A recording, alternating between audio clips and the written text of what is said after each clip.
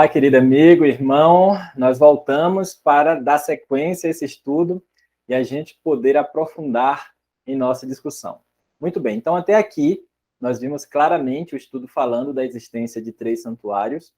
Nós, então, falamos da função ali do sumo sacerdote no santuário terrestre, né, e o trabalho que ele tinha, então, de desempenhar diante do Pai, quando ali ele representava o homem, e quando, então, ele ia ao Pai através do Urim e o Tumim, através daquelas pedras, ele, então, representava o Pai quando ele demonstrava, ele manifestava através daquelas pedras que ficavam presas às suas vestes, ele então manifestava ali a vontade de Deus para o homem. Né? E a gente viu também que tudo no sumo sacerdote, desde os aparatos, né, as suas vestes, tudo aquilo que havia no sumo sacerdote, inclusive a sua própria conduta, tinha então como objetivo inspirar, despertar nos filhos de Israel reverência para com as coisas de Deus e a solenidade do seu culto.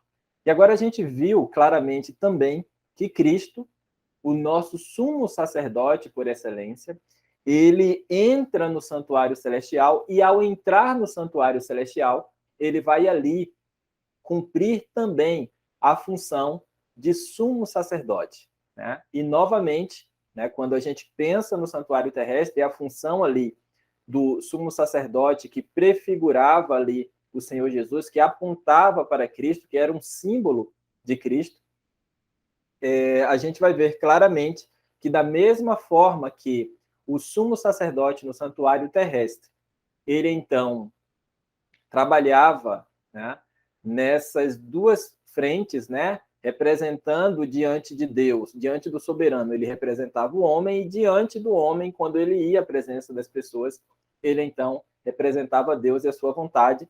O Senhor Jesus, quando ele entra no santuário celestial, então ele vai ali nos representar diante do Pai, mas quando ele vem a nós por meio do seu Espírito, e a gente vai ver isso agora de forma mais clara na sequência desse estudo, ele então representa o Pai.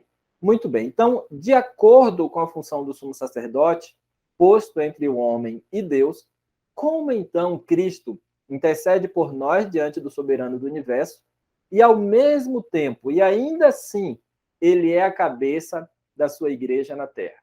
Acompanhem comigo os textos. Então, Jesus havia prometido para os discípulos que estaria com eles todos os dias até a consumação dos séculos. Nós lemos isso no texto de Mateus 28, verso 20, quando ele diz: ensinando-os a guardar todas as coisas que eu vos tenho mandado, e eis que eu estou convosco. Note que é Cristo que está falando. Eis que eu estou convosco todos os dias, até a consumação dos séculos. Então, inicialmente, Jesus ele já dá uma promessa para os discípulos de que estaria com os discípulos até a consumação dos séculos. Mas a grande pergunta que nós precisamos fazer é: como o Senhor iria cumprir essa promessa se após a ressurreição, após aqueles 40 dias ali em que ele esteve com os discípulos, ele ascendeu e entrou no santuário celestial para estar na presença do Pai? Como então ele iria cumprir essa promessa?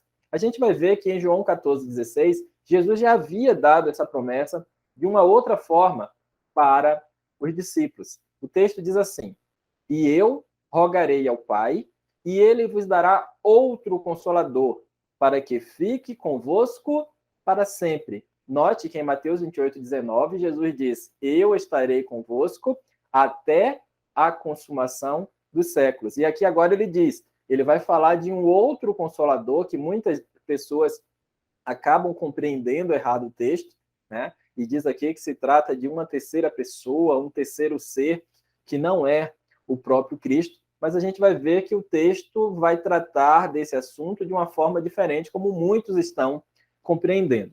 Mas, enfim, Jesus diz: e eu rogarei ao Pai, e ele vos dará outro consolador, para que fique convosco para sempre. O Espírito de verdade, que o mundo não pode receber, porque não o vê, nem o conhece. Mas vós o conheceis, porque habita convosco e estará em vós. Não vos deixarei órfãos, disse Jesus. Voltarei para vós. Querido irmão e querido amigo, a grande dificuldade de muitos, ao ler esse texto, quando vê aí então a expressão outro consolador e tira conclusões daqui que trata-se de uma terceira pessoa, é justamente pelo fato de não estudar o contexto em que aparece João 14,16. Na sequência, o próprio Jesus ele vai dizer, né, ainda no verso que, quando ele fala sobre o Consolador, ele vai dizer para que fique convosco para sempre. E quando a gente pensa no texto de Mateus 28, verso 20, a gente vai ver claramente Jesus dizendo lá que estaria com os discípulos até a consumação dos séculos, ou seja, é o mesmo para sempre em que aparece João 14,16. O fato é que lá em Mateus 28, 20, Jesus deixa claro que eu estarei convosco. Aqui, por usar a expressão outro consolador, e a gente vai ver por que ele usa essa expressão outro consolador na sequência desse estudo. Mas o próprio contexto, então, de João 14,16, Jesus ele vai esclarecer o assunto, quando ele vai dizer, né, ele vai falar que esse Espírito é o Espírito da verdade. E o próprio Jesus já tinha dito, aí no contexto de João, no 14, no verso 6, ele diz claramente que ele é o Espírito da verdade. O fato é que, na sequência do texto, ele continua dizendo que o mundo não pode receber porque não vê nem o conhece. Mas vós o conheceis, por quê? Porque habita convosco. Ora, quem é que estava habitando ali naquele momento com os discípulos? Quem é que os discípulos estavam conhecendo naquele momento, mas que não era conhecido pelo mundo? E aí a gente vai ver claramente que em todo o tempo, todo o trabalho de Cristo era justamente para que os discípulos o reconhecessem como o divino Filho de Deus, que ele diz aqui que habitava com eles naquele momento, mas que estaria posteriormente. Note que o verbo está no futuro. Estará em vós. Não vos deixarei órfãos, voltarei para vós. E aí, na sequência, a gente vai ver vários outros textos embasando, explicando isso aqui, né? Por que que Jesus ele falou do outro Consolador e porque ele diz, né, que os discípulos já conhecia porque habitava com eles já naquele momento, né? Mas a promessa maravilhosa que nós veremos se cumprir então na vida dos discípulos de que o Senhor Jesus estaria neles, né? E como isso é possível? A Bíblia então vai nos responder. Nós vamos agora, antes de avançar com os textos bíblicos, nós vamos ler alguns comentários dos testemunhos da pena expirada sobre João 14,16. Vamos ver então o que esses textos falam a respeito, né, deste texto então de João 14,16. Impedido pela humanidade, Cristo não poderia estar em todos os lugares pessoalmente. Então, foi para a vantagem deles, os discípulos, que ele deveria deixá-los ir para o Pai e enviar o Espírito Santo para ser o seu sucessor na terra. O Espírito Santo é ele mesmo, despido da personalidade da humanidade e independente dela. Ele se representaria como estando presente em todos os lugares pelo seu Espírito como o onipresente. Muito bem, que texto claro da pena expirada, né? O texto aqui diz muito claramente que o Espírito Santo é ele mesmo. De que forma? Despido da personalidade da humanidade, que limitava o Senhor Jesus enquanto aqui ele estava. Então agora, o Espírito está independente dessa humanidade, né, que durante aqueles 33 anos em que Cristo viveu aqui, limitou, né, a divindade do Senhor Jesus. Então, ele se representaria como estando presente em todos os lugares pelo seu Espírito. Não é um outro Espírito, mas o próprio Espírito de Cristo, a sua onipresença, como então é dito aí no final desse texto. Mas avancemos para nós vermos o que mais a pena inspirada fala a respeito. Que Cristo devia se manifestar a eles e ainda estar invisível ao mundo era um mistério para os discípulos. Eles não podiam entender as palavras de Cristo em seu sentido espiritual. Eles estavam pensando no externo, na manifestação visível. Eles não podiam se dar conta do fato de que podiam ter a presença de Cristo com eles e ainda ele ficar despercebido pelo mundo. Eles não entenderam o significado de uma manifestação espiritual. A promessa do Consolador lhes apresentava uma maravilhosa verdade. Olha, queridos, note que o texto é muito claro, que os discípulos também não conseguiram, a princípio, compreender as palavras de Cristo, quando ele disse que iria se manifestar a eles, né? E aí aqui, então, o texto vai falar de uma manifestação espiritual. Ora, os discípulos já estavam acostumados a conviver com o Filho de Deus ali, numa manifestação física, vendo, de fato, né, vários milagres que atestavam a sua divindade. No entanto, eles não estavam ainda acostumados a lidar com o Jesus de forma espiritual, né? Um Cristo que iria habitar no coração deles, né? E é isso agora, então, que Jesus começa a trabalhar quando ensina para eles a respeito da promessa do Consolador. Mas avancemos. E eu rogarei ao Pai, e ele vos dará outro Consolador, para que fique convosco para sempre. Note, então, que o texto está comentando sobre o outro Consolador de João 14, 16.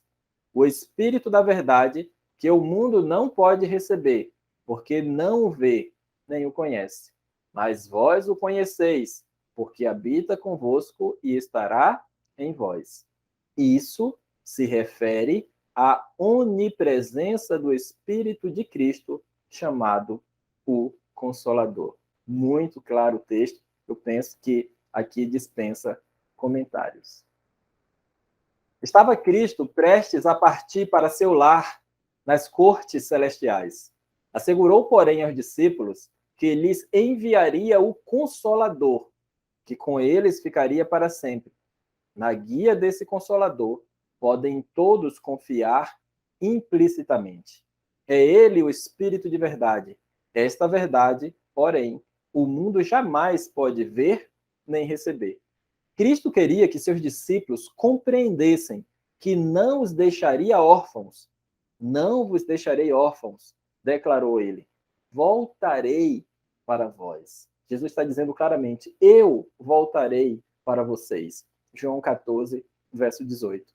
Não existe consolador como Cristo, tão terno e tão verdadeiro. Ele se compadece de nossas fraquezas, seu Espírito fala ao coração. Que texto maravilhoso e claro, queridos. Não existe consolador como Cristo, tão terno e tão verdadeiro. E por que não existe outro consolador como Cristo? A Bíblia fala que o Pai, Deus, o Pai, ele também nos consola. Ele também é nosso consolador. Mas o Pai, queridos, por mais que ele seja o soberano do universo, o onisciente, o onipotente, o onipresente Deus, mas quem se fez homem para sentir, para se qualificar diante do Pai para interceder por nós, foi Cristo. Ele sabe as nossas dores. Ele conhece, de fato, de modo prático, as fraquezas da humanidade. Por isso que é ele que nos convence do pecado, da justiça e do juízo. É ele quem vem e fala ao nosso coração. Não existe consolador como Cristo, tão terno e tão verdadeiro. Estudem o capítulo 17 de João e aprendam como orar e viver a oração de Cristo. Ele é o Consolador e habitará em seus corações, tornando a sua alegria completa.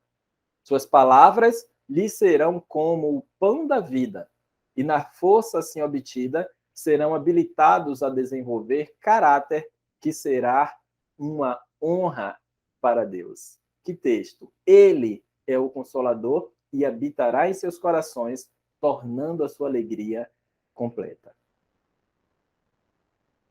Não existe consolador como Cristo, tão terno e tão verdadeiro.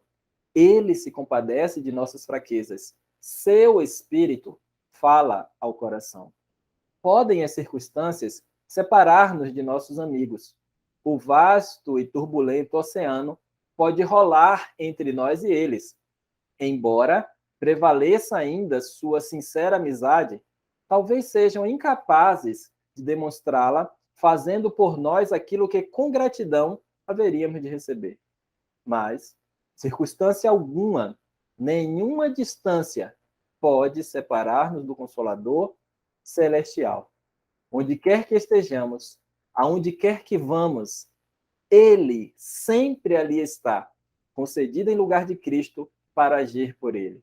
Está sempre à nossa mão direita para nos falar palavras amáveis e calmas, para apoiar, suster, erguer e animar. A influência do Espírito Santo é a vida de Cristo no coração. Esse Espírito atua em todo aquele que recebe a Cristo e por meio dele. Os que experimentam em si essa habitação do Espírito revelam seus frutos: amor, alegria, paz, longanimidade, benignidade, bondade, fé. Que maravilha! Né? Texto claro. Aqueles que vão apresentar os frutos do Espírito, eles irão apresentar, na verdade, o resultado de estarem ligados à videira verdadeira e produzindo os frutos da videira. E nós sabemos que a videira, contada por Cristo em João capítulo 15, é o próprio Cristo. Portanto, quando Cristo habita em nós, nós iremos, então, produzir os frutos do seu Espírito, né? Por isso que a influência do Espírito Santo é a vida de Cristo no coração. É a seiva da videira que chega aos ramos, chega a nós para nos fazer, então, produzir os seus frutos. A razão por que as igrejas estão débeis, fracas e prontas para a morte é que o inimigo trouxe influências de uma natureza desencorajadora para repousar sobre as almas temerosas. Ele procurou tapar Jesus da visão deles como o Consolador, como o único que reprova, que adverte, que os admoesta, dizendo: este é o caminho, andai por ele. Olha, queridos, esse texto traz em si uma verdade muito profunda. E quando nós olhamos hoje as condições das igrejas, de modo geral, sem aqui tornar nem um pensamento, sabe, exclusivo para nenhuma denominação, mas as igrejas, o cristianismo de modo geral, né, se qualifica, né, ele é abrangido aqui então por esse texto quando fala de igrejas que são débeis, fracas e prontas para a morte.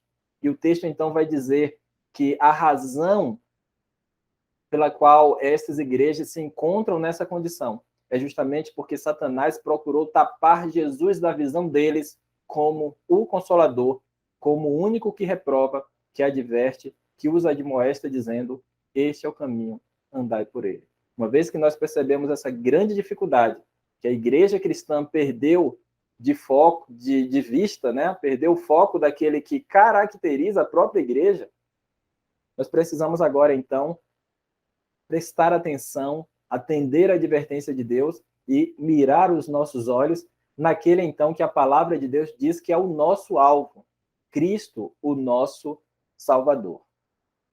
Cristo declarou em sua subida que enviaria à sua igreja, como seu glorioso presente, o Confortador que tomaria seu lugar. Este Confortador é o Espírito Santo, a alma de sua vida, a eficácia de sua igreja, a luz e a vida do mundo. Com seu Espírito, Cristo envia uma influência reconciliadora e um poder que arranca o pecado. Note que promessa maravilhosa, queridos. O texto diz claramente que o Espírito Santo é a alma de sua vida. E agora diz que com seu Espírito, Cristo envia uma influência reconciliadora e um poder que arranca de nós o pecado. Eu penso, queridos, que dentro desse tema que está sendo discutido aqui, dentro do contexto do santuário, que traz exatamente como objetivo, o objetivo central do santuário é apresentar quem é Cristo para nós, na figura ali, tanto dos animais que eram sacrificados, o sumo sacerdote, o próprio templo em si, o primeiro e o segundo compartimento, tudo apontava para Cristo, a fim de que o homem entendesse a necessidade de Cristo e alcançasse ali o poder para ter o pecado arrancado de sua vida. Então, agora nós percebemos claramente que nessa promessa do Espírito Santo, Cristo ele não está dando, não está concedendo o seu Espírito para que haja oba-oba, para que haja barulho, para que o homem chame a atenção para si mesmo. Mas com essa promessa do Espírito Santo, vem então um poder que arranca o pecado da vida do ser humano. E agora este pode então novamente se religar ao Pai. Daí a origem, né, da palavra, da verdadeira religião. Né? Religião não são denominações, queridos. Religião verdadeira é Cristo, aquele que, pelo seu poder e pela sua graça, nos religa novamente ao Deus, ao soberano do universo. Através da fé, olhamos para Jesus. Nossa fé rompe as sombras e adoramos a Deus por seu maravilhoso amor ao dar Jesus, o Consolador. O Salvador é nosso Consolador. Isto eu tenho provado que Ele é. Queira você também, amigo, provar desse maravilhoso Consolador, o Senhor Jesus, que se dispõe a cumprir essa missão de vir a nós e fazer o trabalho necessário de santificar, de transformar a nossa vida e nos levar para o Deus Todo-Poderoso. O Senhor sabe tudo sobre seus servos fiéis, que por sua causa estão dormindo na prisão ou foram banidos para ilhas solitárias. Ele os conforta com sua própria presença. Olha, queridos, que promessa maravilhosa. Assim como nós podemos lembrar de João, na ilha de Patmos, ali o autor do livro de Apocalipse, e João tinha ali a convicção da presença de Cristo, daquele que havia dito para eles que estariam com eles até a consumação dos séculos, a mesma certeza, a mesma convicção que João teve da presença de Cristo, que conforta, que traz paz ao coração, você também pode ter, clamando, buscando a presença desse Espírito Santo, o Espírito de Cristo, para confortar e trazer segurança, paz para a sua vida. Eis que eu estou convosco todos os dias. Marcos 16:15, Mateus 28:20, disse Jesus. Quando no dia de Pentecoste desceu o Consolador prometido e foi dado o poder do alto, e a alma dos crentes estremeceu com a presença sensível do Senhor que ascendera ao céu. Então, nesse texto do grande conflito, a pena inspirada, então, nos diz que naquele dia, no dia de Pentecostes, quando aconteceu ali o derramamento do Espírito Santo, a igreja de Deus ali, cheia do Espírito Santo, percebeu a presença sensível do Salvador, do Senhor que havia ascendido ao céu. Olha que coisa maravilhosa. Que o texto nos diz claramente, é que o Espírito que desceu ali para abençoar a igreja, para capacitar a igreja para cumprir a sua missão, foi exatamente a forma como Cristo havia prometido, que voltaria, que não deixaria a igreja órfã, mas que voltaria para abençoá-los, para conduzi-los, para ser de fato o ministro, o cabeça da sua igreja. Ainda mais, Cristo é chamado Verbo de Deus, João 1, versos 1 a 3. É assim chamado porque Deus deu suas revelações ao homem em todos os tempos por meio de Cristo. Foi o seu Espírito que inspirou os profetas, 1 Pedro 1, versos 10 e 11. Ele lhes foi revelado como o anjo de Jeová, o capitão do exército do Senhor, o arcanjo Miguel. Foi Cristo que falou a seu povo por intermédio dos profetas. Escrevendo à igreja cristã, diz o apóstolo Pedro que os profetas profetizaram da graça que vos foi dada, indagando que tempo ou que ocasião de tempo o Espírito de Cristo que estava neles indicava anteriormente, testificando os sofrimentos que a Cristo haviam de vir, e a glória que se lhes havia de seguir. 1 Pedro 1, 10 e 11. É a voz de Cristo que nos fala através do Antigo Testamento.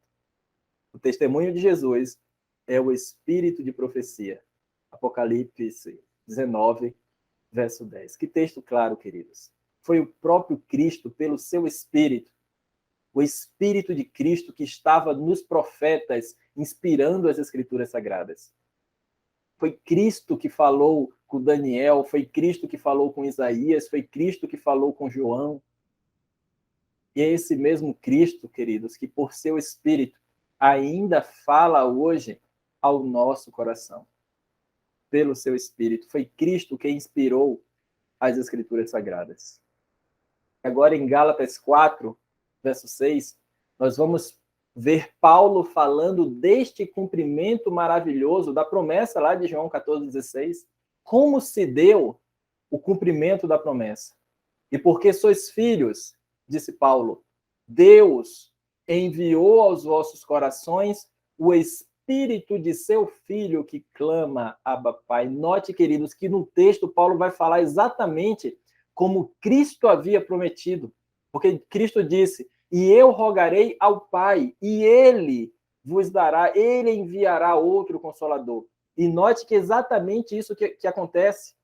Paulo disse que Deus, aquele a quem o Filho havia intercedido, pedido ao Pai, ele então envia para a sua igreja, para os seus filhos, o Espírito de seu Filho, e aí a gente vai entender claramente, queridos, o Espírito de seu Filho é o Espírito de Cristo, o Espírito do Senhor Jesus, que é santo e que foi enviado à igreja de Deus.